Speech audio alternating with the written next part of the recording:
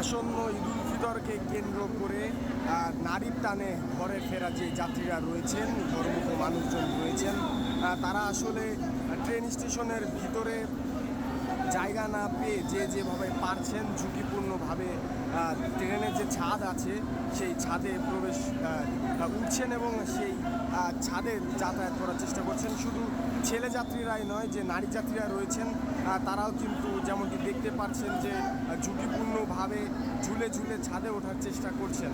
এবং আপনাদেরকে যদি দেখানোর চেষ্টা করি যে একজন যাত্রীর সাথে রেল স্টাফের একটি তর্ক বিতর্কের সৃষ্টি হয়েছে এবং পিছিয়ে কিন্তু যে যাত্রীরা রয়েছেন তারা ঝুঁকিপূর্ণভাবে তাদের গ্রামে ঈদের আনন্দ ভাগাভাগি করার উদ্দেশ্যে একদিনের জন্য তারা যাওয়ার চেষ্টা করছেন।